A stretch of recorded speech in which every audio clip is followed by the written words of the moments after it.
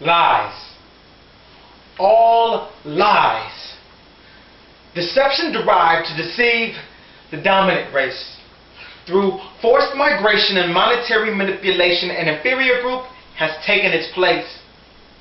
Fattened pockets celebrated as profit margins were calculated to yield them the return on investment they had anticipated, and while emancipation was proclamated, freedom never came to our borders. Our sons and daughters denied a spiritual cleansing.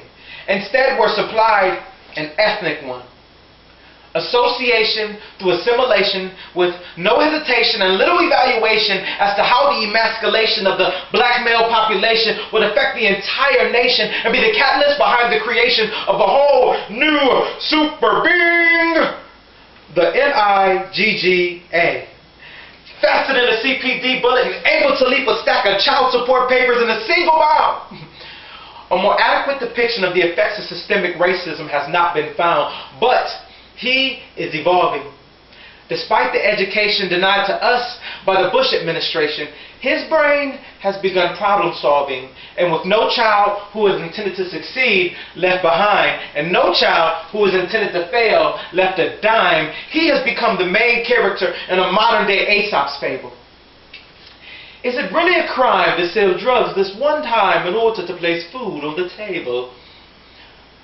But he's caught by the cops in the back parking lot, and they take all the drugs and the money that he's got. They're like, hey, ain't that your crack? But he says that it's not. Man, I don't mess with them rocks. You only sell pot. So they pull out their clubs, and he's begging them, please, but they beat him repeatedly, trying to bring him to his knees, but he's too proud to go down.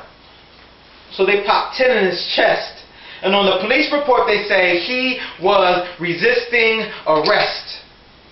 Now the man of steel has been broken like glass. And I have to ask this one question. How in the world did they do it? Well, it's elementary, my dear Watson.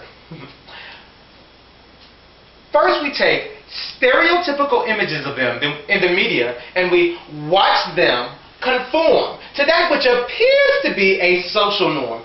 Then we use unbiblical principles found in Christianity along with their self-inflicted ignorances in order to create an inferior state of humanity, show them images of hip-hop heroes that appeal to their sense of vanity and afford them oxymorons like hoodrich and ghetto fabulous as their only sense of sanity. Next, we create scholarship opportunities for collegiate education, but we're only offered to the 80% that will never make it to graduation.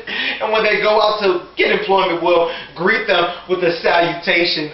But the one who is the least black is the one offered the occupation, no longer a savage. He has conformed to civilization, a token for change within the Negro nation, an unintentional advocate of gentrification, and we'll show him moving on up on every station.